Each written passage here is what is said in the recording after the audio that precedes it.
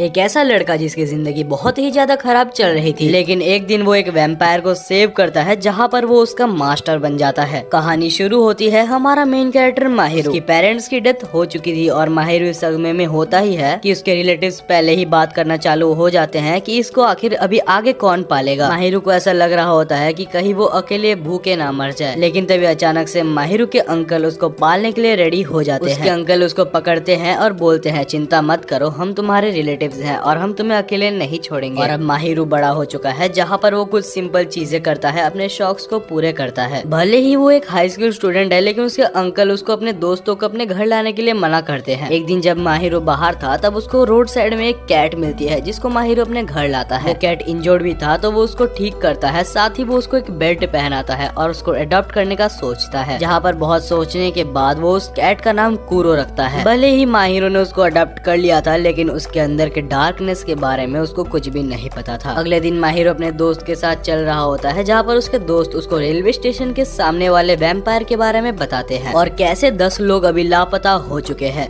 यहाँ पर माहिरू बिल्कुल भी बिलीव नहीं करता और वो दौड़ के अपने घर चले जाता है। लेकिन जैसे ही वो अपने घर में घुसता है तो वो शॉक हो जाता है क्योंकि उसकी टीवी ऑन थी। जब वो वहाँ पर अंदर जाता है तो उसको एक अजीब सा बंदा वहाँ पर बैठा हुआ दिखता है जिसके बहुत ही बड़े बड़े डार्क सर्कल्स बन चुके थे। साथ ही में वो टीवी में बैठ के बहुत सारे वीडियो गेम्स भी खेल रहा होता है। माहिरू बहुत ही ज्यादा डर जाता है और उससे पूछता है आखिर तुम कौन हो, आखिर तुम मेरे घर के अंदर कैसे आ गए। और साइड में पड़ा हुआ झाड़ू को उठा के वो उसके ऊपर मारने लगता है, लेकिन वो इतना ज्यादा फास्ट था कि वो उस अटैक को डॉज कर लेता है। माहिरू जब सेकंड टाइम उसको हिट करने वाला होता है तब वो फिसल जाता है और उसके पर्दे को हटा देता है और अचानक से वो सनलाइट आके सीधी उसके ऊपर गिर जाती है, जिस वजह से वो फिर से कूरो में बदल जाता है। जब माहिरू पर्दे को दे देता है तो वो फिर से वैम्पायर में बदल जाता है। फिर माहिरू पूछता है आखिर तुम हो कौन। तब वो बोलता है मैं तो एक प्यारा सा वैम्पायर हूँ, तुम्हें मुझसे दिक्कत क्या है। तब माहिरू को समझ आता है कि उसके दोस्त वैम्पायर के बारे में सही बात कर रहे थे एंड वो इसके बाद अपने घर से बाहर धूप में उसको ले जाने की कोशिश करने लगता है। वो पूछता है तुमने आखिर 10 लोगों को क्यों मारा। वैम्पायर बोलता है कि मुझे नहीं पता कि तुम किस बारे में बात कर रहे हो। और उसके बाद वो वैम्पायर बोलता है तुम गलती से भी मेरा नाम फिर से मत लेना। जहाँ माहिरू गुस्सा हो जाता है और उसका नाम ले लेता है। जैसे ही वो वैम्पायर का नाम कूरो बोलता है तो उसके आसपास एक ब्लू कलर का सर्कल बनने लग जाता है और उसके बाद वो सर्कल वैनिश हो जाता है। अभी अभी क्या हुआ ये माहिरू को कुछ समझ नहीं आया। इस वजह से वैम्पायर बोलता है मैं एक स्पेशल टाइप का वैम्पायर हूँ जो कि अपने मालिक की बात मानता है और वो बस अपनी मालिक की ही खून को पी सकता है। और फिलहाल हमारा कॉन्ट्रैक्ट साइन अप हो चुका है जहाँ पर तुम मेरे मालिक बन चुके हो। लेकिन तब वैम्पायर बोलता है ये कॉन्ट्रैक्ट तभी परमानेंट होगा जब मैं 24 घंटे के बीच में तुम्हारा कभी भी खून पी लूंगा। माहिरू के लिए ये कोई गुड न्यूज से कम नहीं थी, जहाँ पर वो उसको बाहर निकालने की कोशिश करता है, लेकिन वो उसको बाहर नहीं निकाल पाता क्योंकि एक अनजान फोर्स उनको वापस ला रही थी। वैम्पायर बोलता है कि तुम इतने बुद्धू कैसे हो सकते हो, जब मैंने तुम्हें मना किया मेरा नाम लेने को तो तुमने मेरा नाम जानबूझ के ले लिया। माहिरू बोलता है कि मुझे तुम्हारे साथ रहने का कोई शौक नहीं है। माहिरू सोचता है कि वैम्पायर के बारे में वो अपने दोस्तों को बताएगा। इसके बाद जब वो घर से निकल के अपने दोस्तों के पास जाता है और ये सब बोलता है तो उसके दोस्त बोलते हैं कि कहीं तू पागल तो नहीं हो गया, तू एक बिल्ली को वैम्पायर बता रहा है। और एक दोस्त तो उसका मजाक उड़ाने लगता है। तभी हम देखते हैं पीछे एक काली कलर की परछाई दिखाई देती है। तभी अचानक से वहाँ पर एक मैजिशियन आ जाता है जो कि यहाँ पर उनको देख रहा होता है, जहाँ माहिरू का एक दोस्त उसको इग्नोर कर देता है। वो मैजिशियन उसको रोकता है और अचानक वो उसको काट देता है और हर जगह खून ही खून हो जाता है। इसके बाद वो बहुत ही ऊंचा उछल के अपना नाम बताता है बेल्किया, जो कि एक वैम्पायर था। बेल्किया को यहाँ पर वो कूरो की प्रेजेंस महसूस हो चुकी थी, जिस वजह से वो यहाँ पर माहिरू और कूरो को डुएल के लिए चैलेंज कर देता है। अचानक कूरो वैम्पायर में ट्रांसफर होके यहाँ पर बेल्किया को एक लात मार देता है। जब माहिरू पूछता है कि ये सब क्या हो रहा है तो कूरो बोलता है कि तुम्हें यहाँ से भाग जाना चाहिए वरना तुम यहाँ पर बहुत ही गंदा पछताओगे। माहिरू बोलता है तुम्हें जो करना है करो और वो यहाँ पर अपने दोस्तों को बचाने के लिए दौड़ जाता है, जहाँ बेल्किया फिर से दोनों के ऊपर हमला करने वाला था। तभी माहिरू कूद के यहाँ पर उसका मुंह को पकड़ लेता है। बेल्किया एक तलवार के मदद से माहिरू को मारने वाला होता है, लेकिन तभी अचानक बीच में कूरो आके वो अटैक को अपने ऊपर ले लेता है। इसके बाद कूरो अपने चेस्ट से तलवार को निकालता है और बोलता है कि मैंने 100 सालों से बिल्कुल भी खून नहीं पिया, जिस वजह से मैं अभी बहुत वीक हूँ और यहाँ पर बेल्किया को हराने के काबिल नहीं हूँ। तभी माहिरू अपना हाथ आगे बढ़ाता है और बोलता है तुम मेरा खून पी सकते हो लेकिन बेल्किया को हरा दो। और तब कूरो माहिरू का ब्लड को पी लेता है, जिस वजह से यहाँ पर उनका टेम्पररी कॉन्टैक्ट परमानेंट में विकसित हो जाता है।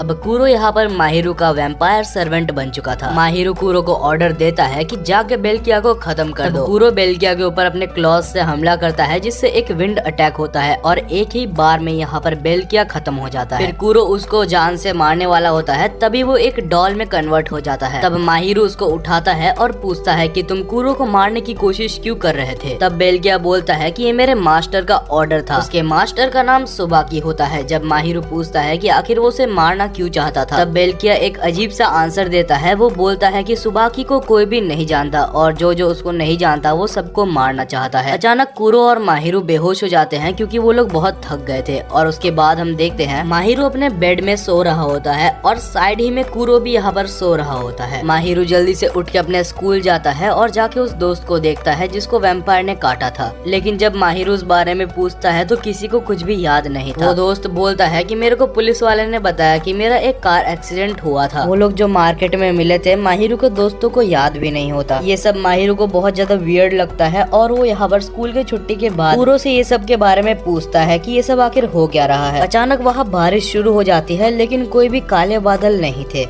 माहिरू अचानक से एक जगह पर टेलीपोर्ट हो जाता है जहाँ पर एक अननोन आदमी उसकी तरफ बढ़ रहा था। वो अननोन पर्सन माहिरू के ऊपर हंसता है और उसके बाद वो यहाँ पर बेल्किया को बाहर निकाल लेता है। जब बेल्किया उसको अपना मास्टर सुबाकी बुलाता है और सुबाकी का नाम सुन के माहिरू भी थोड़ा अलर्ट हो जाता है। सुबाकी अचानक से टेलीपोर्ट होके माहिरू के सामने आ जाता है और फिर वो कुरो को पकड़ के नीचे फेंक देता है, जहाँ कुरो अपने असली फॉर्म में ट्रांसफर हो जाता है। जब वो ट्रांसफॉर्म हो जाता है तो यहाँ पर सुबाकी उसको अपना बड़ा भाई बुलाता है। माहिरू ये सुन के शॉक था और वो पूछता है कि क्या ये सच है। कुरो बोलता है मैं इस छपरी को नहीं जानता, मैं तो यार इसका शक्ल ही पहली बार देख रहा हूँ। तब सुबाकी बोलता है कि इस दुनिया में 7 वैम्पायर्स एग्जिस्ट करते हैं जिनके अपने अपने कैपेबिलिटीज हैं और कुरो इन 7 वैम्पायर्स में से सबसे बड़ा होता है और उसको वैम्पायर ऑफ स्लॉथ के नाम से जाना जाता था। यहाँ एक और ट्रू वैम्पायर है जो कि मैं हूँ, लेकिन मेरे को कभी किसी ने एक्सेप्ट नहीं किया क्योंकि मैं सबसे छोटा हूँ। और फिर सुबाकी अपने बिल्ली वाले फॉर्म में ट्रांसफॉर्म हो जाता है और माहिरू के ऊपर चढ़ के कुरो के साथ बदमाशी करने लगता है, जहाँ ये लड़ाई थोड़ी और बढ़ जाती है और सुबाकी अपने फॉर्म में आके यहाँ पर माहिरू के ऊपर हमला करने लगता है, जहाँ पर कुरो उसको अपने क्लॉ के मदद से रोक देता है। माहिरू यहाँ पर कुरो को बोलता है कि मेरा खून पी लो ताकि तुम्हें थोड़ी एनर्जी मिल जाए, लेकिन कुरो मना कर देता है और सुबाकी इसी चांस का फायदा उठा के उसको बहुत ज्यादा मारता है। फिर सुबाकी माहिरू को उठा लेता है और वो बोलता है कि तुमने सिर्फ अपने मजे के लिए पूरे 7 वैम्पायर्स में जंग छेड़ दी है। तब माहिरू को समझ आता है कि सुबाकी का दिमाग खराब है और वो सुबाकी को गुस्से में बोलता है कि ठीक है, अगर ऐसा है तो मैं कुरो को अपना ब्लड दूंगा और उसको ऑर्डर दूंगा कि ये सब बंद करे।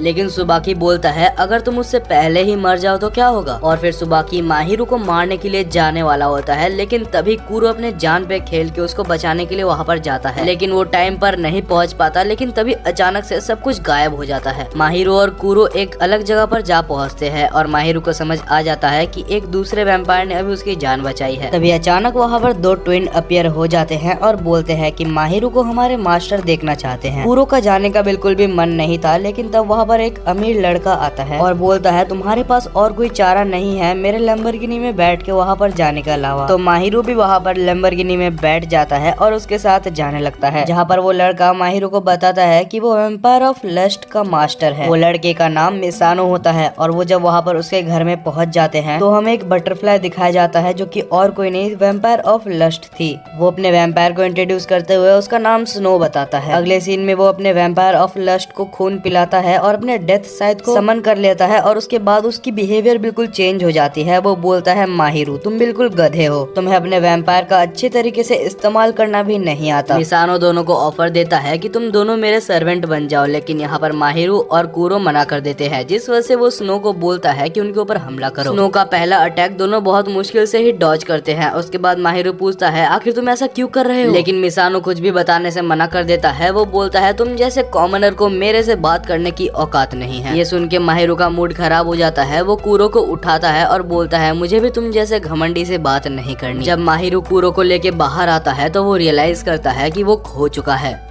अचानक से बहुत छोटे छोटे बच्चे खिड़की से उनको देखने लगते हैं और तभी अचानक से स्नो उनके पीछे अपीयर हो जाता है और बोलता है ये मेरे ही स्लेव्स हैं। कुछ देर में मिसानो भी नीचे पहुंच जाता है और वो बोलता है अगर तुम एक लीडर बन नहीं सकते तो यही अच्छा होगा तुम मेरे अंडर काम करो और साथ ही हम सभी को सेफ रखो। माहिरो उसकी बात को समझने की कोशिश करता है और वो बोलता है ठीक है मैं तुम्हारा साथ दूंगा लेकिन एक स्लेव की तरह नहीं, एक दोस्त की तरह। तब वो पूछता है तो क्या तुम सुबाकी से लड़ने का प्लान कर रहे हो? मिसानो बोलता है तो क्या तुम सुबाकी को ऐसे ही बिना किसी वेपन के हरा सकते हो? फिर मिसानो इस बारे में बताता है कि सारे वैम्पायर के मास्टर के पास एक हथियार चुनने का मौका होता है जो कि वैम्पायर के पास से आता है। अगले सीन में माहिरो अपने दोस्त के साथ चल के घर जा रहा था जहाँ पर उसको पीछे कुछ महसूस होता है, लेकिन जब वो पीछे देखता है तो उसको कोई भी नहीं दिखता। इसके बाद जब माहिरो वेपन के बारे में कूरो से पूछता है तो कूरो बोलता है अगर तुम्हें वेपन चाहिए तो अपने आंखें बंद करो। माहिरो जब अपने आंखें बंद करता है तो वो कूरो के मन के अंदर के एक डायमेंशन में पहुंच जाता है। वहाँ उसको एक कैट मिलता है जो कि बोलता है कि मैं कूरो का ही एक पार्ट हूँ। वो उसको बहुत सारे गिफ्ट बॉक्सेस के पास ले जाता है और बोलता है इनमें से एक वेपन को चूज करो और ध्यान से करना क्योंकि तुम बाद में इनको एक्सचेंज और रिटर्न नहीं कर सकते। माहिरो वहाँ सबसे सिंपलेस्ट बॉक्स को चूज करता है ताकि वो कोई भी कॉन्फ्लिक्ट आने से बच सके। जैसे ही माहिरो उस बॉक्स को चूज करता है तो उस बॉक्स में से एक मैजिकल ब्रूम निकलता है। जैसे ही माहिरो को वो झाड़ू मिलता है वो मिसानो के कैसल में टेलीपोर्ट हो जाता है। वो झाड़ू हवा में उड़ता है और तभी हम देखते हैं माहिरो के रिस्ट में एक टैटू बन जाता है।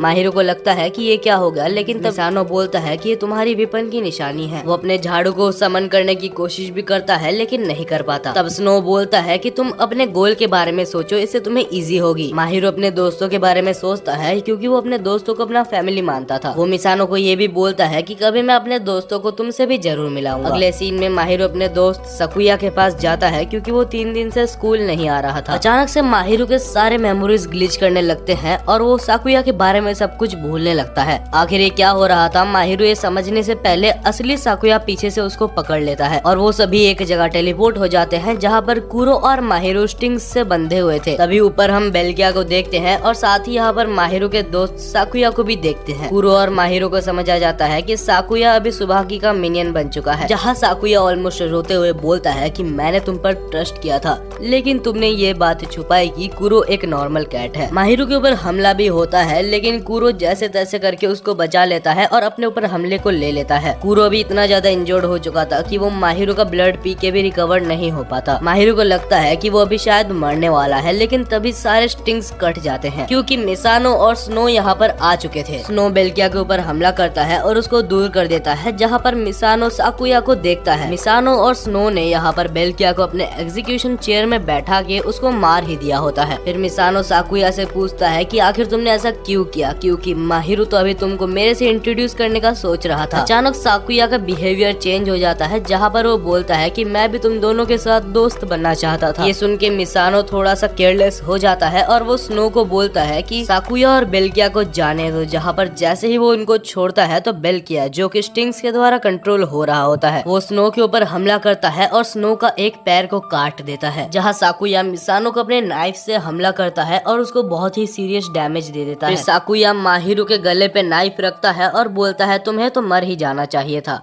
वो बोलता है एक एक करके इसके बाद मैं तुम्हारे सारे दोस्तों को भी मारूंगा। और जैसे ही वो माहिरो को मारने वाला होता है तभी एक घोस्ट पीछे से अपीयर हो जाता है और वो साकुया को माहिरो को मारने से रोक लेता है। वो घोस्ट उसके कान में बोलता है कि तो क्या तुम सबको वैसे ही हर्ट करना चाहते हो जैसे तुम हुए थे। अचानक साकुया बोलता है कि माहिरो जल्दी करो, मुझको मार दो। लेकिन साकुया तो माहिरो का ही दोस्त है तो वो उसे ऐसे कैसे मार देता। लेकिन तभी माहिरो का वेपन खुद ही समन होके उसको पनिशमेंट देने लगता है। जहाँ माहिरो उसको मारना नहीं चाहता था लेकिन वो उसको कंट्रोल नहीं कर पा रहा था और वो उसको मारे जा रहा था। अंत में जब साकुया मरने वाला होता है तब वो सोचता है तो अच्छा हुआ कि मेरी ये बेकार जिंदगी खत्म हो रही है। दूसरी तरफ माहिरो के माइंड में सारे नेगेटिव इमोशंस बह रहे थे जो कि कूरो देख रहा था। इन सब से माहिरो को बाहर लाने के लिए कूरो उसके ब्लड को पीने लगता है और एक चेन दोनों में कनेक्ट हो जाती है और उसके बाद हम देखते हैं कूरो अपनी हिडन एबिलिटी को अनलीज करता है जहाँ एक बहुत ही बड़ा कैट का शैडो पूरे एरिया को कवर कर लेता है। माहिरो को समझ पाता उससे पहले ही वो उसके उसके शेडो में आ जाता है और तब हम देखते हैं साकुया को, जो कि बोलता है मैं तो बस मरना चाहता हूँ। माहिरो अपने वैम्पायर को जल्दी से बोलो कि वो मुझे मार दे। माहिरो को समझ पाता उससे पहले ही कुरो को पीछे से एक गोली लग जाती है। इस बैटल फील्ड में अभी एक और वैम्पायर और उसका मास्टर उतर चुका है। उसका मास्टर बोलता है कि जाके सबको मार दो और उसका वैम्पायर भी ऐसा ही करता है। कुरो के ऊपर वो तब तक गोली चलाता है जब तक वो फिर से कैट में ट्रांसफॉर्म नहीं हो जाता। साकुया भी लगभग मर ही गया था, लेकिन सुबाकी उसको स्टिंग की मदद से बचा लेता है। साकुरा जाते वक्त अपने रिस्ट बैंड को माहिरो की तरफ फेंक देता है। वो नया मास्टर जो कि अपने वैम्पायर के साथ आया था वो वैम्पायर ऑफ एनवी है। माहिरो यहाँ पर उसको बहुत ही अजीब नजर से देखता है क्योंकि अब वो हमला करना बंद कर चुका था। वो कुरो को उठा के माहिरो को देता है और बोलता है कि मुझे माफ करना कुरो को इतनी बुरी तरीके से हैंडल करने के लिए। माहिरो, मुझे लगता है कि तुम्हें ये मास्टर बनने का नाटक छोड़ देना चाहिए क्योंकि तुम इतने ज्यादा वीक हो कि तुम उसके काबिल नहीं। अगले सीन में माहिरो अपने दोस्तों के साथ चल रहा था जहाँ सुबाकी भी उसका पीछा कर रहा होता है। सुबाकी एक जगह पर खाने बैठता है माहिरो के साथ और वो साकुया के बारे में सारी बैक स्टोरी बताता है। जब साकुया छोटा था तो उसके माता पिता उसका कभी भी सपोर्ट नहीं करते थे। साकुया की पेरेंट्स की बिहेवियर के लिए साकुया की बहन भी मर चुकी थी। साकुया की बहन की मौत छत से कूदने से हुई थी, लेकिन साकुया की पेरेंट्स बोलते हैं कि अगर तुमने सच पुलिस को बताया तो मैं तुम्हें भी वैसे ही मार दूंगा। ये सब ना सह पाकर साकुया जब बड़ा हो चुका था तब वो मरने वाला होता है, लेकिन सुबाकी ने साकुया की जान बचाई थी जिस वजह से वो उसका मिनियन बन जाता है। सुबाकी बोलता है जब एक मर रहा आदमी एक वैम्पायर का खून पीता है तब वो उसका मिनियन बन जाता है और उसके बाद वो माहिरो पर हंसता भी है क्योंकि उसको इतना भी नहीं पता। फिर वो जाते जाते बोलता है आज मेरा लड़ाई करने का कोई मूड नहीं है। माहिरो सुबाकी को इतना तक पूछ नहीं पाता कि वो साकुया को रिटर्न कर दे। वो इन सभी चीजों के लिए खुद को दोष देता था क्योंकि वो कभी भी समझ नहीं पाया कि साकुया कितने दर्द से गुजर रहा है।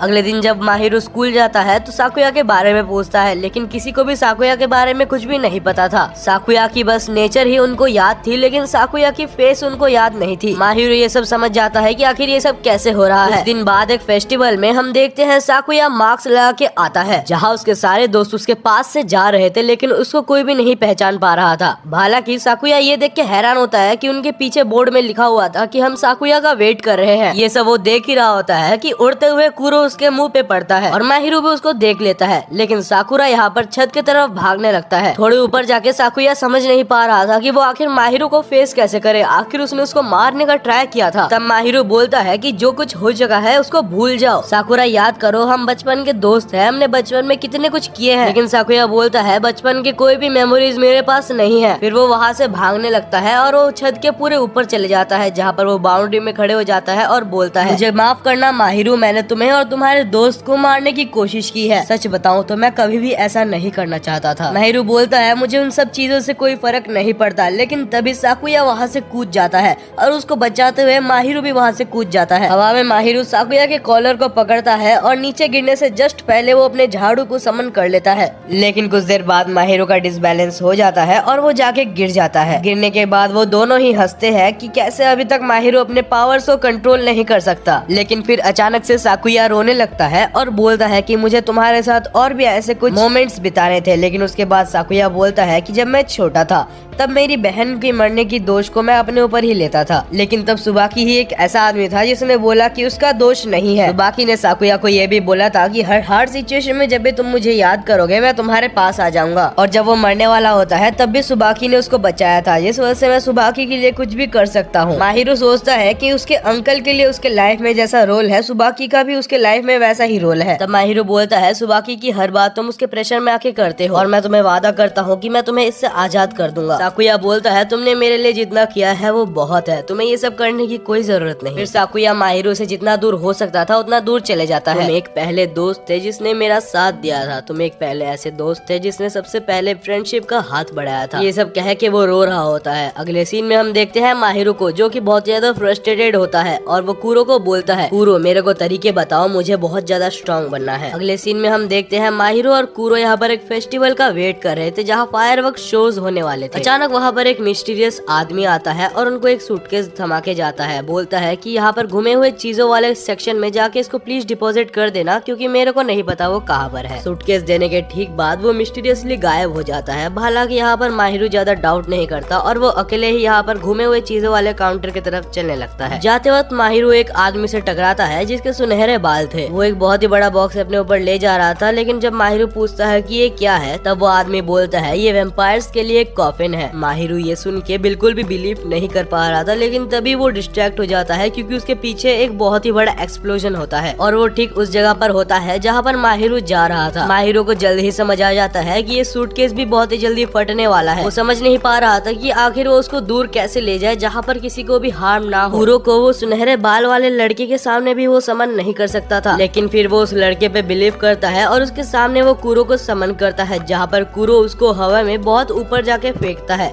माहिरू सोच रहा था ऐसा ना हो कि उसमें कोई टाइमर हो और वो नीचे गिर के फट जाए, और वो सूटकेस हवा में नहीं फटता। वो जैसे ही नीचे गिरता है तो वहाँ पर उसके फटने की आवाज आती है, लेकिन हम देखते हैं वो सुनहरे बालों वाला लड़का टाइम पे उस बॉम्ब को अपने कॉफिन के अंदर भर लिया था, जिस वजह से उस एक्सप्लोजन को वो लोग रोक पाए। माहिरू उस लड़के से पूछता है सच बताना आखिर तुम कौन हो। तब वो बोलता है उसका नाम तेत्सु है, जो कि एक हॉट स्प्रिंग का मालिक है। अचानक उस कॉफिन के अंदर से कुछ हिलने की आवाज आने लगती है। जब वो कॉफिन खुलता है तो वहाँ से एक चमगादड़ बाहर निकलता है। कूरो उसको आसानी से पहचान जाता है कि वो वैम्पायर ऑफ प्राइड है। वैम्पायर ऑफ प्राइड ने ही इस एक्सप्लोजन को संभाला होता है, जहाँ वो बोलता है कि ये नियरली सुबाकी का ही प्लान हो सकता है। लोगों को बीच में वो ब्लास्ट करके उनको मारना चाहता था, लेकिन वो बोलता है ऐसा नहीं है कि सुबाकी ही तुम्हारे लिए अभी बस एक चैलेंज है। अगले सीन में जब माहिरू और कूरो घर पहुंचते हैं तो घर के अंदर से कोई एक निकलता है और माहिरू को अंदर ले लेता है, जहाँ कूरो बाहर ही गिर जाता है। कूरो समझ जाता है कि फिर से कोई गड़बड़ होने वाली है, जहाँ फिर से गेट खुलता है और एक मैजिक लेजर कूरो के ऊपर तान दी जाती है। जहाँ पर दूसरी तरफ माहिरो को एक सुसुकी नाम का बंदा मिलता है, जो कि बोलता है कि मैं तुम्हारा कोई दुश्मन नहीं हूँ। फिर सुसुकी ये भी बोलता है कि तुम मुझे अपना दुश्मन मत समझ बैठना, क्योंकि मैं सुबाकी को मारने में तुम्हारी हेल्प कर सकता हूँ। तो माहिरो क्या तुम मेरे साथ जुड़ना चाहोगे, क्योंकि सुबाकी सिर्फ वैम्पायर्स के लिए नहीं ह्यूमंस के लिए भी खतरा है। जहाँ सुसुकी बहुत सारी चीजें बोलता है, वो ये भी बोलता है कि अगर तुम्हें कोई डाउट है तो मैं हर चीज तुम्हें बताने के लिए रेडी हूँ। सुबाकी के मिनियंस और सुबाकी को हराने के लिए तुम्हारा साथ चाहिए माहिरो। और यहाँ पर माहिरो का माइंड बदल जाता है, क्योंकि सुबाकी के एक मिनियंस में साकुया भी है, जिसको उसे बचाना है, जिसने उसको वादा किया था। फिर सुसुकी इसके बारे में देखता है और बोलता है हाँ, यहाँ पर साकुया नाम का भी एक मिनियन है, लेकिन माहिरो तुम्हारे बचपन के फ्रेंडशिप के साथ इसका कोई लेना देना नहीं होना चाहिए, क्योंकि हमें उसको मारना होगा। जहाँ माहिरो गुस्सा हो जाता है और बोलता है कि साकुया को हाथ भी मत लगाना। जहाँ सुसुकी बोलता है मैं तुम्हारे बातों को समझ रहा हूँ, लेकिन यहाँ पर मैं बिजनेस को लेके बहुत ज्यादा स्ट्रिक्ट हूँ। यहाँ पर टोटल 50 दरवाजे हैं, जिसमें से एक दरवाजा ही एग्जिट का है। अगर तुम चाहो तो यहाँ से निकल सकते हो, और हाँ जल्दी करना, क्योंकि अगर तुम लेट करो तो तुम अपने वैम्पायर को फिर कभी नहीं देख पाओगे। क्योंकि फिलहाल कूरो यहाँ पर सबसे एक्सपर्ट वैम्पायर हंटर के साथ जूझ रहा होता है। दूसरी साइड माहिरो गुस्से में दरवाजे की तरफ जाने लगता है, जहाँ पर वो असली दरवाजा नहीं खोज पा रहा था। सुसुकी हंसता है और बोलता है सारे दरवाजे चेक करने में तुम्हें करीबन 1 दिन लग जाएंगे। तब तक कूरो तुमसे बहुत ज्यादा डिस्टेंस में पहुँच चुका होगा। और अगर तुम्हें नहीं पता तो मैं बता दूं कि मास्टर और वैम्पायर अगर एक डिस्टेंस से ज्यादा दूर जाए तो यहाँ पर मास्टर मर जाएगा। माहिरो के पास 2 ही ऑप्शन होते हैं, या तो वो सही दरवाजा खोज ले, या तो वो सुसुकी के साथ काम कर ले। माहिरो कभी भी इतना बेकार टीम के साथ काम नहीं करना चाहता, जिस वजह से वो दरवाजा खोजने लगता है। लेकिन माहिरो जितना भी ट्राई कर ले वो नहीं खोज पा रहा था। जहाँ पर वो एक आइडिया लगाता है, वो अपने ब्रूम को समन करता है और बीच में जाके वो एक टॉर्नेडो बनाता है, जिससे ऊपर रूफ में एक होल हो जाता है। सुसुकी बोलता है कि वाह बहुत बढ़िया, तुमने असली दरवाजा खोज लिया। और क्योंकि माहिरो ने दरवाजा खोज लिया था तो वो बिना रोक टोक के माहिरो को जाने देता है। दूसरी साइड कूरो को यहाँ पर 3 जन मिल के हमला कर रहे होते हैं, जहाँ पर कूरो बहुत ही मुश्किल से उन लोग के बुलेट्स को टॉर्च कर रहा होता है। 1-2 बुलेट्स उसको लग भी गई थी, लेकिन वो भाग ही रहा होता है। बीच में उसको पकड़ भी लिया जाता है, लेकिन वो जैसे तैसे भाग जाता है। जब कूरो रिवर साइड पहुंच जाता है तो उनमें से एक हंटर बोलता है कि हमने तो माहिरो को पकड़ ही लिया है। ये सुन के जैसे ही कूरो का माइंड डिस्ट्रैक्ट होता है तो वो यहाँ पर अटैक में फंस जाता है, जहाँ पर कूरो को गोली मारने ही वाले होते हैं, लेकिन तभी यहाँ पर माहिरो अपने झाड़ू में उड़ते हुए आता है और कूरो को पकड़ के उधर से ले जाता है। अगले दिन माहिरो एक मीटिंग बुलाता है, जहाँ पर वो तेत्सु और मिसानो को भी बुलाता है, लेकिन दोनों में से कोई भी उसकी मीटिंग को सीरियसली नहीं ले रहा था। कुछ देर बाद मिसानो यहाँ पर माहिरो को वैम्पायर और मास्टर्स के बारे में जो इन्फॉर्मेशन नहीं पता उसको बताता है। माहिरो बोलता है कि वैम्पायर ऑफ एनवी से शायद हमें कुछ पता लग सकता है, क्योंकि वो मुझे बहुत नॉलेजेबल लगता है। मिसानो अचानक से बोलता है कि नहीं, वैम्पायर ऑफ एनवी से हमें कोई भी हेल्प नहीं लेना, मुझे उस आदमी के ऊपर बिल्कुल भी भरोसा नहीं है। कुछ देर बाद तेत्सु और उसका वैम्पायर एक इन्फॉर्मेशन लाते हैं कि मार्केट में एक बहुत ही डेंजरस आदमी घूम रहा है। जब माहिरो और कूरो उस आदमी को देखते हैं तो कूरो बोलता है कि उससे थोड़ा चौकन्ना रहना, मुझे उससे थोड़ा सा शक हो रहा है। तो माहिरो डिसाइड करता है कि वो चुपचाप उसका पीछा करेगा।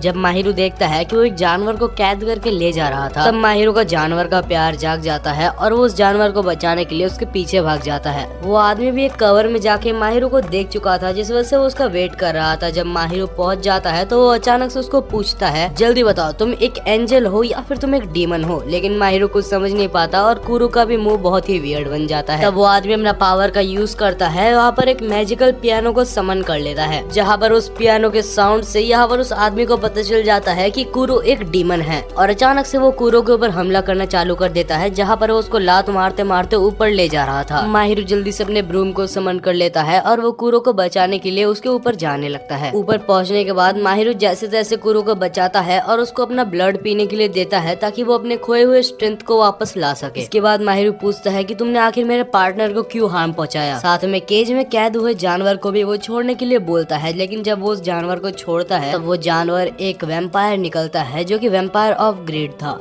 फिर वैम्पायर ऑफ ग्रीड बोलता है कि ये आदमी जो मेरे साथ है इसका नाम लिक्ड है, जो कि मेरा मास्टर है, और मैं इसके साथ इसलिए हूँ क्योंकि ये मेरे को एंजल समझता है। जहाँ पर लिक्ड बोलता है कि मैं इसको भी एक डीमन समझता हूँ और मुझे इससे नफरत है। और ये दोनों भी यहाँ पर खुदी में मारपीट कर रहे होते हैं। जहाँ माहिरू खुश होता है क्योंकि सुबाकी से लड़ने के लिए उसे एक और साथी मिल गया। जहाँ वैम्पायर ऑफ ग्रीड बोलता है कि तुम्हें गलतफहमी है, हम तुम्हारे कोई भी साथी नहीं है, और देखा जाए तो तुम्हें कोई साथी की जरूरत भी नहीं है, क्योंकि कुरो जो कि सबसे बड़ा वैम्पायर है, अगर वो चाहे तो वो सब कुछ अकेले ही संभाल सकता है। फिर वैम्पायर ऑफ ग्रीड ये भी बोलता है कि मैंने कुरो को माफ नहीं किया, क्योंकि कुरो ने मेरे साथ कुछ ऐसा ही किया था। माहिरू को समझ आ जाता है इससे पहले इन दोनों के बीच में पहले ही कुछ हो चुका है। इससे पहले दोनों में लड़ाई लगती। यहाँ पर माहिरू दोनों को अलग करता है और पूछता है क्या तुम मेरी हेल्प कर सकते हो, लेकिन वो मना करके वहाँ से चला जाता है। जब माहिरू घर वापस आता है तो उस लड़के को टीवी में देख के पियानो बजाते हुए वो शॉक हो जाता है और सबको बोलता है कि वो वैम्पायर ऑफ ग्रीड का मास्टर है। जहाँ पर मिसानो बोलता है कि वैम्पायर ऑफ ग्रीड से दूर रहना ही बेटर है, क्योंकि जब वो अपने मास्टर से बोर हो जाता है तो वो अपने मास्टर को मार देता है। लेकिन माहिरू उसकी बात नहीं सुनता, क्योंकि उसे उस आदमी को बचाना है। जहाँ उसे पता चलता है वो आदमी जो पियानो बजा रहा था, जिसका नाम लिक होता है, वो एक बहुत ही फेमस पियानो आर्टिस्ट है। जब माहिरू उस कॉन्सर्ट हॉल में होता है तो वो देखता है उसी आदमी को जिसने उसे उस एक्सप्लोसिव बैग को पकड़ाया था। माहिरू समझ जाता है कि यहाँ पर सुबह के लिक को मारने की कोशिश कर रहा है। दूसरी तरफ जहाँ पर कॉन्सर्ट हो रहा होता है, वहाँ पर बैठे हुए सारे ऑडियंस असल में सुबाकी के मिनियंस थे। जब माहिरू वहाँ पर पहुँचता है तो वो देखता है सारे मिनियंस ऑलरेडी मर चुके हैं। इससे हमें पता चलता है कि वैम्पायर ऑफ ग्रीड भी बहुत पावरफुल है। दूसरी तरफ वैम्पायर ऑफ ग्रीड यहाँ पर लिक के ऊपर भी हमला करना शुरू कर चुका था, जो कि उसका खुद ही का मास्टर था। लिक वैम्पायर के पीछे जाके उसको लात मारता है, लेकिन तब तक वैम्पायर उसके पीछे जाके उसको एक और लात मार चुका था। तब वैम्पायर ऑफ ग्रीड हंसते हंसते बोलता है कि चिंता मत करो, नॉर्मल पीपल से वैम्पायर्स के मास्टर्स ज्यादा पावरफुल होते हैं। माहिरू को वैम्पायर ऑफ ग्रीड ये भी बोलता है कि कुरो को ऑर्डर करो, वो अकेले ही सबको मार सकता है। माहिरू बोलता है कि नहीं, यहाँ पर कुरो अकेले सब कुछ नहीं कर सकता, उसे भी थोड़ी सपोर्ट चाहिए। तब वैम्पायर ऑफ ग्रीड माहिरू के ऊपर हमला कर देता है, लेकिन यहाँ पर कुरो उसको बचा लेता है। फिर वैम्पायर ऑफ ग्रीड ये डिसाइड करता है कि वो माहिरू को 7 वैम्पायर्स की स्टोरी बताएगा। बहुत समय पहले जो ऑर्गेनाइजेशन C3 थी, उसने एक आदमी को मारने का ऑर्डर दिया था, जहाँ पर 7 वैम्पायर्स में से वोटिंग होती है, जहाँ पर मैं और 2 वैम्पायर्स इस मर्डर के खिलाफ थे और बाकी के 3 वैम्पायर्स इस मर्डर से राजी थे। तो आखिर इसके बाद क्या करना है, ये हमने वैम्पायर ऑफ स्लॉथ यानी कि कुरो के ऊपर छोड़ दिया था। वो स्टोरी बता ही रहा होता है, लेकिन कुरो ये सब सुन के अपना ऑरा रिलीज करने लगता है। वैम्पायर ऑफ ग्रीड बोलता है तो क्या तुम अपने मास्टर के सामने अपने गलतियों को छुपाना चाहते हो। कुरो का मर्डरस इंटेंट अभी शुरू होने लगा था, जहाँ पर दोनों फाइट करने वाले थे। जब माहिरू कुरो को बुलाता है तो कुरो जैसे माहिरू को देखता है, उससे पहली बार माहिरू को ऐसा लगता है कि कुरो बिल्कुल भी अभी माहिरू के कंट्रोल में नहीं है। दूसरे साइड लिक रिकवर हो चुका था और वो यहाँ पर दोनों वैम्पायर्स की फाइट को रोकता है। वो माहिरू के ब्रूम को लेके उसको मोड़ के कुरो को दीवार से चिपका देता है। वैम्पायर ऑफ ग्रीड लिक को बीच में आते हुए देख के उसके ऊपर अटैक करने के लिए जाता है, लेकिन तब हम देखते हैं बाहर से एक वेयर टाइप का कुछ आके उन दोनों को रोक देता है। कुछ देर बाद हम देखते हैं माहिरू जब कुरो को चेक करता है तो कुरो यहाँ पर थोड़ा सा अजीब सा दिखाई देता है, जो कि हमें बाद में बताया जाएगा। अगले सीन में हम वैम्पायर ऑफ ग्रीड को देखते हैं, जिसके पीछे अचानक से सुबाकी आ जाता है। अगले सीन में हम माहिरू को देखते हैं, जो कि फाइनली अपने घर में पहुंच चुका था, जहाँ उसके सारे दोस्त उससे गुस्सा थे क्योंकि वो बिना बिना बोले अचानक से वहाँ से चला गया था। मिसानो बोलता है कि इससे बहुत बदतर हालत भी हो सकते थे, लेकिन अच्छा हुआ कि तुमने यहाँ पर सुबाकी के एक मिनियन को यहाँ पर लाया है। तब हमें पता चलता है कि माहिरो ने यहाँ पर सुबाकी के एक मिनियन को पकड़ा होता है, हालांकि उस मिनियन का नाम लिलियाक होता है। तब मिसानो बोलता है कि क्योंकि ये सुबाकी का मिनियन है तो इसके ऊपर पूरा ट्रस्ट भी नहीं कर सकता। तब माहिरो बोलता है कि मेरे को ऐसा लगता है कि सुबाकी यहाँ पर अपने मिनियन को वापस लेने जरूर आएगा। सुबाकी आखिर कितना भी बुरा हो, साकुया के हिसाब से शायद वो कभी भी अपने मिनियंस को अकेला नहीं छोड़ेगा। जब माहिरो इस बारे में कूरो को कुछ बोलने बोलता है तो कूरो चुपचाप वहाँ से चला जाता है। माहिरो कूरो का पीछा करता है और जब वो पूछता है कि आखिर तुम्हारे साथ क्या हुआ है, तुम ऐसा बिहेव क्यों कर रहे हो, तब कूरो का शक्ल देख के माहिरो समझ जाता है कि वो अपने राइट माइंड में नहीं है। जब से वैम्पायर ऑफ ग्रीड ने उसकी पास्ट की बात की थी तब से उसका मूड ऐसा हो गया है। इसके बाद माहिरो डायरेक्टली कूरो को कुछ क्वेश्चंस करता है कि आखिर C3 क्या है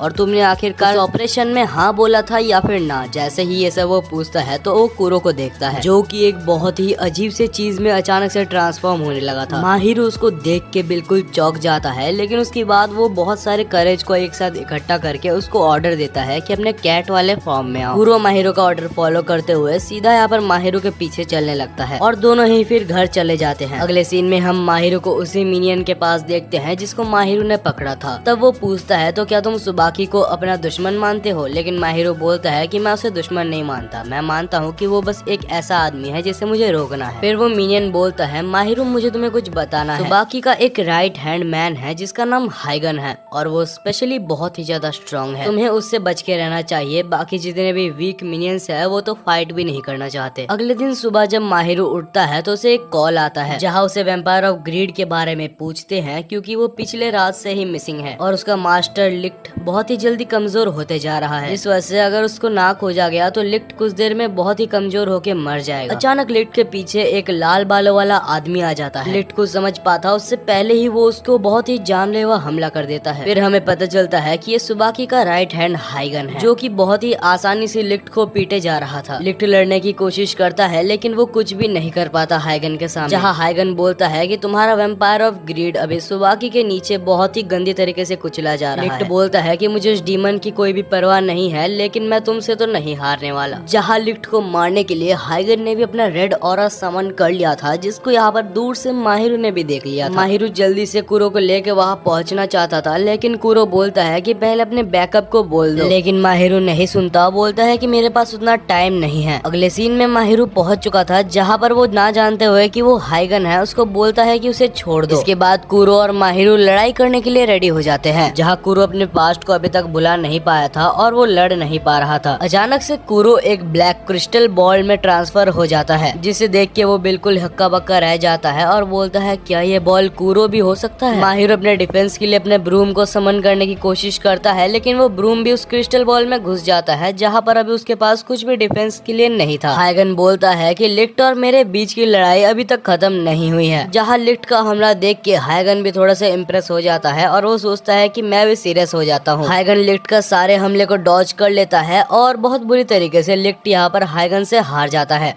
माहिरो फिर हाइगन को रोकने की पूरी कोशिश करता है, लेकिन हाइगन उसको बेहोश करके वहाँ से चला जाता है। जब माहिरो की आंख खुलती है तो उसके सामने मिसानो और तेत्सु थे, साथ ही वहाँ पर लिलियाक भी थी। माहिरो सबसे माफी मांगता है क्योंकि कूरो ने बोला था कि बैकअप लेके जाए, लेकिन उसने उसकी बात नहीं मानी। जहाँ की बाकी वैम्पायर्स कूरो की एनर्जी को वहाँ उस बॉल से ही महसूस कर पा रहे थे। जहाँ पर मिसानो को वहाँ पर एक पड़ा हुआ फोन मिलता है जो कि सुबाकी का था। उस फोन में सुबाकी की तरफ से एक कॉल आता है जहाँ पर वो बोलता है कि मुझे ये वापस चाहिए। मिसानो बोलता है कि हम तुम्हें ये फोन वापस नहीं देंगे, अगर तुम्हें ये फोन वापस चाहिए तो तुम वहाँ से लॉ और लिक को छोड़ दो। सुबाकी बोलता है कि वो फोन मेरे लिए इतना ज्यादा जरूरी नहीं है कि मैं तुमसे इतनी बड़ी डील कर लूं। तब मिसानो बोलता है कि बस वही नहीं, हमारे पास तुम्हारा एक मिनियन लिलियाक भी है, अगर तुमने उन दोनों को छोड़ दिया तो यहाँ से ये दोनों चीजें भी मैं तुम्हें दे दूंगा। लेकिन सुबाकी इसमें बिल्कुल भी इंटरेस्ट नहीं दिखाता और वो फोन को काट देता है। अगले सीन में ये लोग एक मीटिंग करते हैं जहाँ पर ये लोग बात कर रहे थे कि रात को इन लोग लिक और लॉ को बचाने के लिए निकलेंगे। हालांकि यहाँ पर माहिरो को नहीं ले जाते क्योंकि उसके पास अभी कूरो नहीं है, जिस वजह से वो यूजलेस है। ऐसा मैं नहीं, माहिरो खुद को ही यूजलेस बोल रहा था। अब जब सब वहाँ से चले गए थे तो यहाँ पर माहिरो अकेले में रो रहा था। वो बोल रहा था कि मैं सच में बहुत ज्यादा कमजोर हूँ। एक तरफ मैं और एक तरफ लिक जो कि बिना अपने वैम्पायर के भी हाईगन से लड़ रहा था। माहिरो को रोता हुआ देख कूरो यहाँ पर बॉल पे अपियर हो जाता है। हालांकि कूरो को भी नहीं पता था कि वो ऐसे अपियर कैसे हो गया। माहिरो कूरो को देख के बोलता है चिंता मत करो, मैं तुम्हें यहाँ से निकालूंगा। बाद में जब इस बात को वो अपने दोस्तों को बताता है तो तेत्सु तो यहाँ पर एक आरी लेके आ जाता है उस बॉल को काटने के लिए। हालांकि माहिरो मना करता है जिससे कूरो को लगता है कि उसका मास्टर बहुत ही समझदार है। लेकिन तभी माहिरो बोलता है कि मैं उसका मास्टर हूँ इसलिए इस बॉल को मैं काटूंगा। लेकिन इसका कोई फायदा नहीं होता। इसके बाद हम उसी वेल को देखते हैं जिसका मास्टर भी आया होता है। इस वेल को हमने इससे पहले भी देख रखा है। उसने एक अजीब टाइप की लिक्विड लाई थी जो कि वैम्पायर के पावर को कम कर देता है और इसके बाद वो वैम्पायर्स पे टेस्ट भी करता है जिससे प्रूफ हो जाता है कि वो वैम्पायर्स की पावर को कम करता है।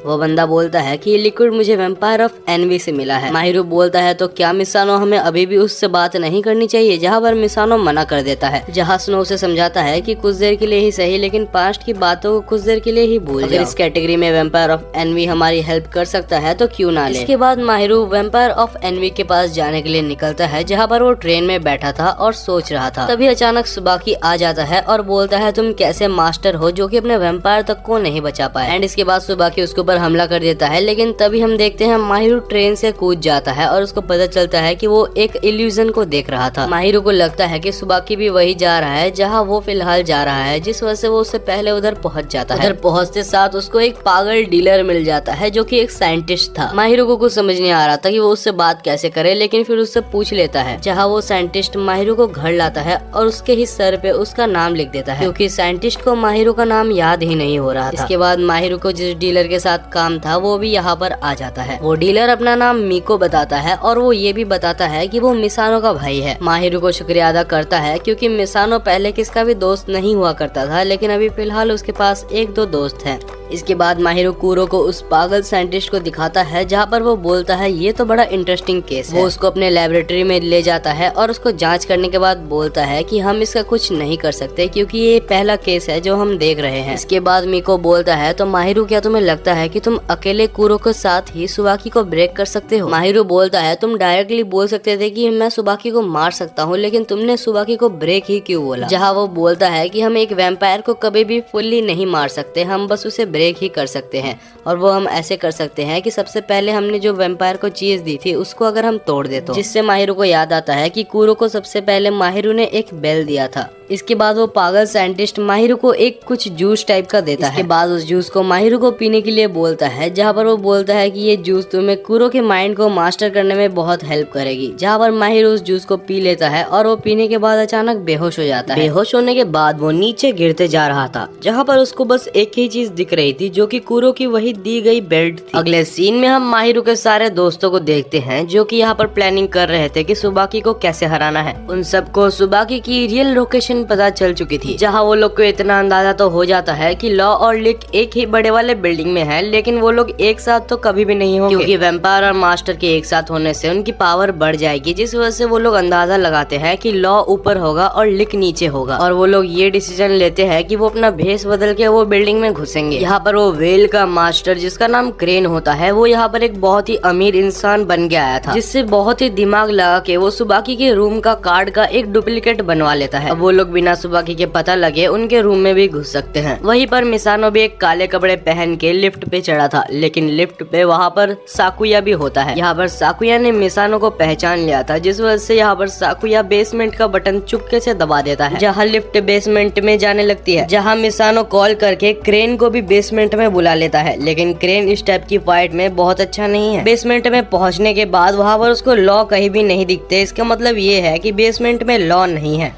अगले सीन में हमें तेत्सु को दिखाया जाता है जो कि अपने कॉफिन के साथ था और वो यहाँ पर ऊपर के रूम में पहुंच चुका था, लेकिन वहाँ पर सुबाकी के सारे साथी पहले ही तेत्सु को रोकने के लिए खड़े हुए थे। दूसरी साइड में सुबाकी को दिखाया जाता है जो कि यहाँ पर एक जंगल में था। वो जंगल में सीधे जा ही रहा होता है कि सामने बहुत सारे वेल मॉस्कट आ जाते हैं। सुबाकी को लगता है कि ये आखिर क्या ही कर लेंगे, बहुत ही वीक होंगे, लेकिन वो इतने वीक भी नहीं है कि वो सुबाकी को कुछ देर के लिए हैंडल ना कर पाए। जहाँ सुबाकी वेल मॉस्कट को दिखाता है कि उसके पास वो चाबी है जहाँ पर लॉ और लिक कैद हैं। वेल मस्कट बोलता है कि वो चाबी हमें दे दो। तब सुबाकी बोलता है कि मेरे मिनियन कहाँ है। वो बोलते हैं कि तुम्हारा मिनियन हमारे पास ही है, लेकिन तुम पहले हमें अपना चाबी दो। तब सुबाकी उनको चाबी भी नहीं देता और वहाँ पर मिनियन को भी खोजने के लिए चले जाता है, लेकिन सुबाकी आखिरकार मिनियन को नहीं खोज पाता। हालांकि सुबाकी बोलता है कि अभी मेरे पास बहुत टाइम है, मैं आराम से लिलिया को खोज लूंगा। दूसरे साइड हम माहिरो को कुरो के माइंड के अंदर देखते हैं, जहाँ पर वही कैट जिसने उसको जादुई झाड़ू दी थी वो मिलता है। जब माहिरो पूछता है कि आखिर कुरो कहाँ गया, तब वो बोलता है कि कुरो तुमसे मिलना नहीं चाहता, लेकिन माहिरो इसको बिल्कुल भी कंसिडर नहीं करता। उसको लगता है कि कुरो मुझसे मिलना क्यों नहीं चाहेगा, वो झूठ ही बोल रहा होगा। फिर वो कैट माहिरो को एक जगह पर ले जाता है जो कि यहाँ पर अंडर वाटर थी। वो यहाँ पर स्विम करके जब वहाँ पर पहुँचता है तो कुरो की एक ओल्ड मेमोरी वहाँ पर दिखाई जाती है। सातों वैम्पायर एक जगह पर बैठे थे, जहाँ पर वही बात चल रही थी कि C3 के दिए गए असाइनमेंट पे वो खास आदमी को उनको मारना है या नहीं। जहाँ पर हमें पता चलता है कि वो खास आदमी जिसको मारने की बात चल रही है वो कोई और नहीं, वैम्पायर्स को बनाने वाला आदमी है। जहाँ 3 वैम्पायर मना करते हैं कि उसको नहीं मारना चाहिए क्योंकि उसने ही हमें बनाया है। बाकी 3 वैम्पायर बोलते हैं कि उन्होंने हमें फोर्सफुली वैम्पायर बनाया है, जिस वजह से हमें उन्हें मार देना चाहिए। जहाँ कुरो को डिसीजन लेने के लिए बोला जाता है और कुरो वहाँ पर कुछ भी नहीं बोलता और चुपचाप वहाँ से चला जाता है। और कुरो उस आदमी को मारने के लिए गया होता है, लेकिन ये चीज वो माहिरो को नहीं दिखाना चाहता था, जिस वजह से ये देखते टाइम माहिरो के सामने कुछ ब्लैक वाइन्स आ जाते हैं।